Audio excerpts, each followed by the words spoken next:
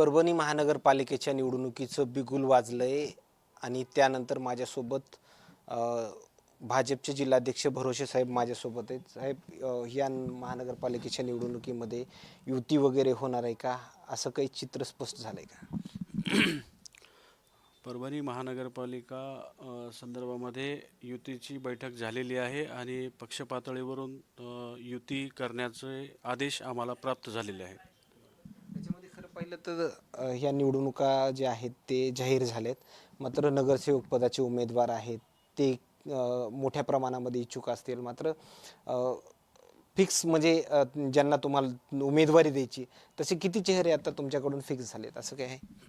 साधारणतः जशी प्रक्रिया असते त्या पद्धतीने आम्ही इच्छुक उमेदवाराच्या मुलाखती घेतलेल्या आहेत. जवळपास परभणी शहरामध्ये 16 प्रभागामध्ये 65 नगरसेवक निवडून द्यायचे आहेत. त्या अनुषंगाने 221 इच्छुक उमेदवारांनी आमच्याकडं फॉर्म भरले. त्यांच्या मुलाखती आमच्याकडून पार पडलेल्या आहेत. जवळपास प्रत्येक उमेदवाराला प्रत्येक प्रभागाला 8 ते 10 इच्छुक उमेदवार आहेत, अशी सध्या परिस्थिती आहे आमच्याकडे. खरं तर खूप मोठ्या प्रमाणामध्ये या ठिकाणी धुळीचं साम्राज्य आहे. अ, कचऱ्याचं विल्हेवाट जे आहे ते महानगरपालिकेच्या माध्यमातून व्यवस्थित केलं जात नाही आहे. खड्डे मोठ्या प्रमाणामध्ये आहेत. विकास निधी जो आहे तो सरकारचा, प्रशासनाचा महानगरपालिकेला मोठ्या प्रमाणामध्ये येत असेल, मात्र हवे तसे कामं दिसत नाहीत. आपण खरं तर सत्तेमध्ये आहात. स्थानिकचे आमदार खासदार जे आहेत ते दुसऱ्या पक्षाचे आहेत. मात्र का हे विकासाची गती जी आहे ती परभणीमधली का कमी झाली असं वाटतं? सर्वप्रथम मागच्या 20 वर्षापासून अ, मताचं जे ध्रुवीकरण होतं त्याच्या माध्यमातून इथले आमदार खासदार निवडून येतात. मग ही आता परभणीकरांना सवय लागलेली आहे. त्याच्यामुळं विकासाचं राजकारण इथं परभणीत सुरुवातीपासूनच नाही. पण 2014 पासून भाजप सरकार सत्तेमध्ये आलं.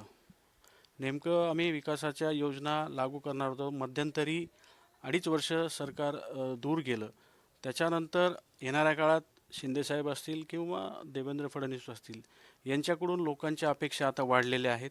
निश्चित मध्ये 3 वर्ष आमचे प्रशासन असल्यामुळे विकासाला चालना भेटली नाही. पण आत्ता परभणीचा मतदार जागरूक झालेला आहे आणि एक वेगळी आशा परभणीकरांना लागली आहे की येणाऱ्या काळामध्ये अ, आणि मागील सगळं विचार केला तर केंद्र शासन असेल, राज्य शासन असेल आणि पालकमंत्री ही जी एक लाईन तयार झालेली आहे, ह्या माध्यमातून परभणीचा विकास होईल अशी अपेक्षा सर्व जनतेच्या मनात आहे. म्हणून येणाऱ्या काळामध्ये निश्चित परभणीची जनता ही महायुतीला निवडून आणेल आणि परभणीचा विकास साध्य करेल अशी अपेक्षा आहे. तुमच्याकडून स्टार प्रचारक म्हणून कोणकोणते नेते मंडळी या ठिकाणी राहतील अशी एकंदरीत माहिती वगैरे काही समोर आहे? आता इलेक्शन प्रोग्राम डिक्लेअर होऊन 2 दिवस झालेत. प्राथमिक स्वरूपामध्ये सगळे आमचे कामं आम्ही आटोपलेले आहेत. आता स्टार प्रचारक कोण येणार आहे याच्याबद्दल आम्ही वर प्रदेशला एक विनंती केलेली आहे की अ, एक आमचे महाराष्ट्राचे लाडके मुख्यमंत्री देवेंद्र फडणवीस यांचा आम्ही आग्रह धरलेला आहे. दुसरी गोष्ट आहे की परभणीमध्ये जे धुळीचं आणि रस्त्याचं जे विल्हेवाट लागलेली आहे त्याच्या अनुषंगाने आम्ही नितीन गडकरी साहेब यांना पण एक आम्ही मेल पाठवलेला आहे की आम्हाला आपली गरज आहे. निश्चित येणाऱ्या काळामध्ये त्यांच्याकडून आम्हाला वेळ भेटेल आणि परभणीकरांचा हा प्रवास सुखकर करण्यासाठी ते प्रयत्नशील राहतील.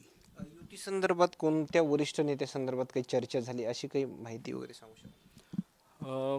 पहिले सुरुवातीला व्हिडिओ कॉन्फरन्सिंगद्वारे आमच्याकडून मतांतर जाणून घेतले की युती केलेली चांगली का नाही. तर आम्ही सुरुवातीपासूनच सांगितलं की युती करणं ही परभणीसाठी गरजेची गोष्ट आहे. त्याच्यामुळं राज्य पातळीवर ह्याचे हालचाली झाल्यात आणि त्या अनुषंगानेच आम्हाला कालच मेसेज आला की युती तुम्ही करू शकता. खरं तर या नागरिकांना मोठ्या प्रमाणामध्ये स्थानिकांना सामोरं जावं लागतंय. स्थानिकचे आमदार असतील, खासदार असतील, यांच्याकडून काही म्हणजे दुर्लक्ष होतंय असं तुमच्या नजरेमध्ये काही वाटतंय का? 100% लोकांचा भ्रमनिरास फार झालेला आहे. लोकांनी खूप आशेनं स्थानिक आमदार खासदारांना निवडून दिलं. पण ते मागच्या 20 वर्षामध्ये कुठल्याही विकासाच्या दृष्टिकोनातून एकत्र बसलेले मी तरी पाहिलं नाही.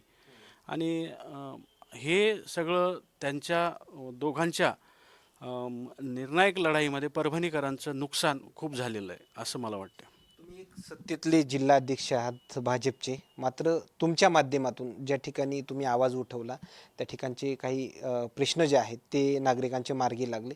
असे काही चांगले कामं जे आहेत ते तुमच्या माध्यमातून झालेत गेलीत का, जेणेकरून आत्ताच्या या महानगरपालिकेच्या निवडणुकीमध्ये त्याचा फायदा होऊ शकेल, असं काही तुम्हाला काही सांगता येईल? बिलकुल. मागच्या 6 महिन्यापासून मला हे जिल्हाध्यक्षपद मिळालेलं आहे.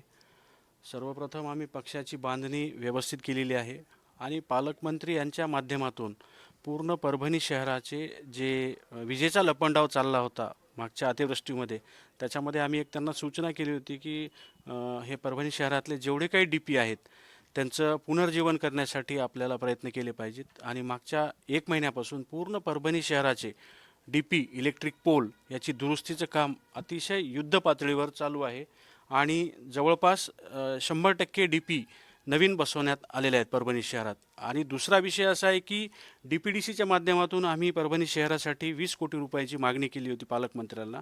पूर्ण जिल्ह्यासाठी 200 कोटी रुपयाचा फंड आला होता, त्यातले 20 कोटी रुपये परभणी शहरावर पालकमंत्री महोदयांनी आम्हाला दिलेत आणि बरेचसे कामं आता मार्गी लागलेत, काही आचारसंहितेमुळं रुकलेले आहेत. नंतर इलेक्शननंतर ते कामं कंप्लीट होतील. आणखीन एक मोठा विषय आहे की परभणीची जर भौगोलिक परिस्थिती, विस्तीर्ण परिसर बघितला तर परभणीमध्ये राजगोपालचारीच्या बेसवर जिंतूर रोड म्हणजे परभणीच्या दुसऱ्या टोकाला एक मोठं असं गार्डन आम्ही प्रस्ताव दिलेला आहे. ते पालकमंत्री महोदयानं 1 मिनिटाचा विलंब न करता शासन दरबारी ही आमची व्यथा मांडलेली आहे. सगळ्यात मोठा विषय परभणीकरांचा आहे की घनकचरा व्यवस्थापन असेल. पंतप्रधान नरेंद्र मोदी यांच्या 100 शहरांचा जो सर्वेक्षण होता त्याच्यामध्ये घनकचरा व्यवस्थापनासाठी आम्ही परभणी शहराची नाव समाविष्ट करावं म्हणून अशी एक विनंती केली होती. त्याच्या विनंती आमची लवकरच मान्य केली आणि डम्पिंग ग्राउंड आणि घनकचरा व्यवस्थापनासाठी एका काही कमी वेळातच त्यांनी आम्हाला 18 कोटी रुपयाचा निधी परभणी शहराला दिला.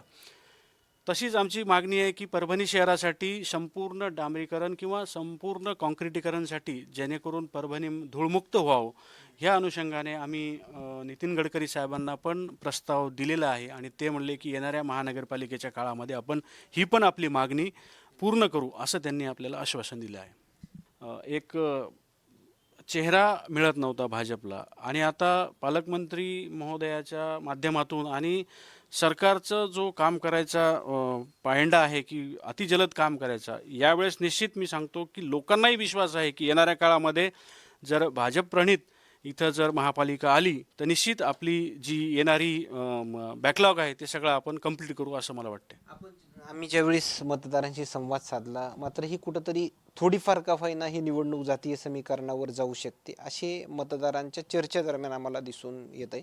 मात्र तसं काही होऊ शकतं तुमच्या नजरेमध्ये असं वाटतंय? नाही, असं काही होत नाही. माननीय पंतप्रधान नरेंद्र मोदी यांनी आत्तापर्यंत कुठल्याच अशा बाबतीत भेदभाव केला नाही. लाडकी बहीण असेल, सर्वसामान्यापासून दलित, अल्पसंख्याक, मुस्लिम सगळ्यांना त्याचा लाभ होतो. त्याच्यामुळं अशी कुठं मनात शंका येणं काही गरजेचं नाही, कारण एखादी योजना येते ती कोणाची जात बघून देत नाही.